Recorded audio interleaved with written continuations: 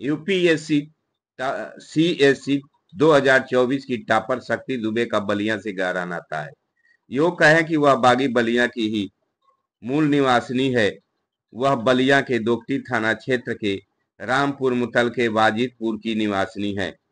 वह देवेंद्र कुमार दुबे उर्फ मुन्ना दुबे की पुत्री है, जो उत्तर प्रदेश पुलिस में इंस्पेक्टर पद पर हैं तथा उनका तैनाती स्थल प्रयागराज है।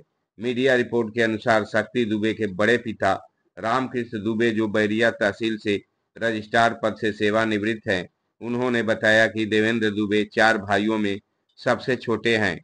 दूसरे नंबर के भाई भरत दुबे किसान हैं एवं तीसरे नंबर के भाई अरुण दुबे फौज से सेवानिवृत्त होने के बाद प्रयागराज में रहते हैं।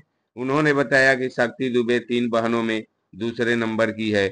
बड़ी बहन प्रगति दुबे और छोटी बहन क्षमा दुबे भी यूपीएससी की तैयारी कर रही है, जबकि भाई आशुतोष दुबे एमसीए की पढ़ाई कर रहा है। शक्ति दुबे का परिवार प्रयागराज में रहता है।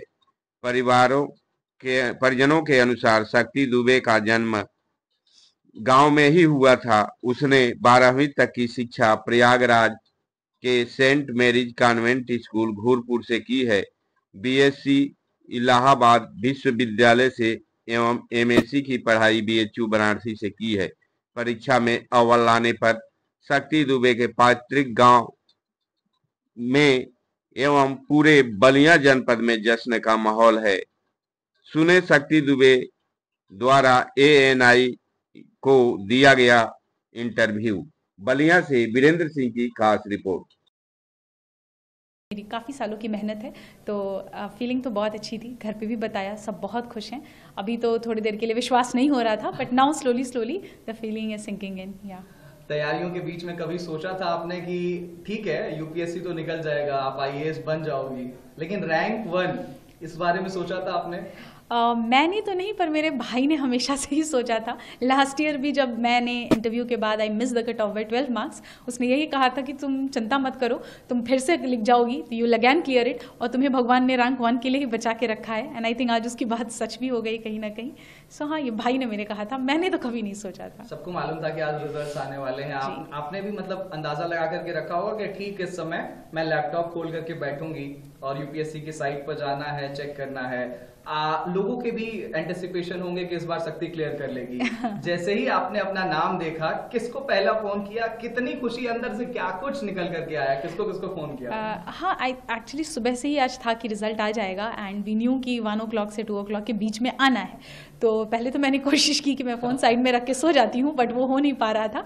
एंड जैसे ही रिजल्ट का पीडीएफ अपलोड हुआ और मैंने डाउनलोड किया, तो मुझे सबसे पहले मैंने पापा को फ़ोन किया, पापा को बताया, उसके बाद मम्मी को फ़ोन किया। उसके बाद मुझे इंस्टीट्यूट से ही कॉल आया था, जब मैं काफ़ी घबराई हुई थी कि सर पता नहीं पीडीएफ गलत है या फेक है।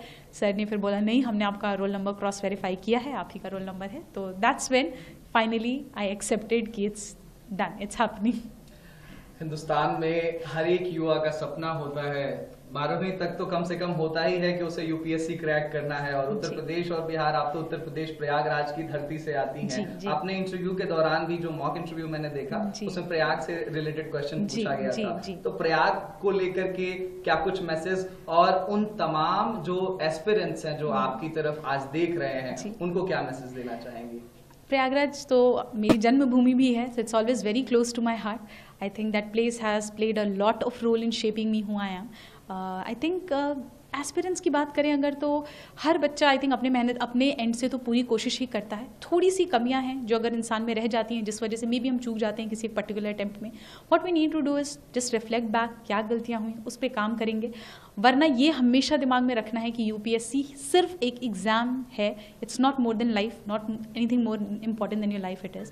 सो आई थिंक ये चीज़ें हैं जो बच्चों को अपने दिमाग में रखनी चाहिए। मम्मी पापा से बात हुई? जी हाँ, बिल्कुल, सबसे पहले उन्हीं से बात हुई। हाँ, और आज कोई मंदिर जाने की तैयारी है? ढोल नगाड़े कुछ बज रहे हैं घर पे?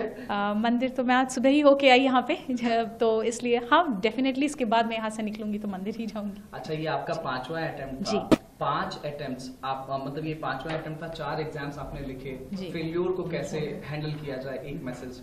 अगर आप आई थिंक अगर आपको अपने ऊपर कॉन्फिडेंस है कि you can work on it, कि जो गलतियां हुई मुझसे सुधारी जा सकती हैं, खुद के ऊपर सेल्फ कॉन्फिडेंस, पेरेंट्स का सपोर्ट, आई थिंक फैमिली का साथ, इतने से हो जाती हैं चीज़ें, हैंडल हो जाती हैं। 2 से 3 टिप्स अगर आप जल्दी से आप देना चाहें एस्पिरेंट्स को जो तैयारी कर रहे हैं, आज आपकी तरफ देखना चाह रहे हैं, तो वो क्या होंगे? बहुत ही minimum number of book list होनी चाहिए, प्रीवियस ईयर क्वेश्चंस और सिलेबस का हमेशा गाइडेंस लेकर चलना चाहिए, and I think enough number of mocks practice करना भी बहुत ज़रूरी है, so that you get used to the exam conditions जो यूपीएससी को रिक्वायर्ड है। Thank you so much Shakti, ANI परिवार की तरफ से आपको बहुत बहुत धन्यवाद। Thank you so much, thank you. First of all, many congratulations, Shakti. How it feels like to be the UPSC rank 1? Thank you so much, sir. This feels really surreal. I'm just trying to sink in with the feeling of being a topper for the UPSC Civil Services examination, the dream seen long, long back ago.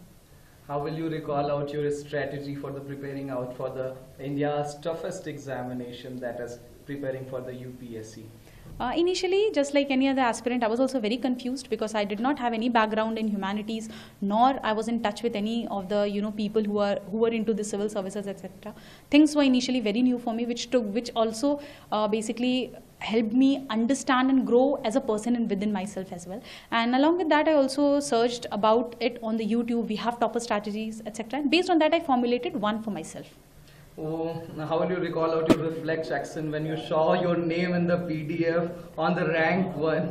Initially, it was like I did not believe. I thought it was a fake PDF. So I just called my parents anyhow and told them, informed them about it. But anyways, finally, the feeling is now sinking in that yes, results are out and this is the final result. Do you have a call with your parents? How excited they are? Yeah, I had a conversation with my mom, my dad, both of them. They were really very happy. I would say more satisfied, more at peace, because finally the dreams which was seen so many years back have finally culminated into It was your 5th attempt. Yeah. So how will you recall your past 4 attempts and your failures as well? I think I was not very much structured in my preparation in last 4 attempts. If I talk about my 4th attempt specifically, that was last year, I did manage to clear the prelims, mains and reach to the interview. But I think there were some lags that were there in my optional preparation, which I tried to fix this year. And maybe that worked, and that's how we are We are here. running out of time. Just 5 messages, 5 tips you want to give to the aspiring UPSC aspirants.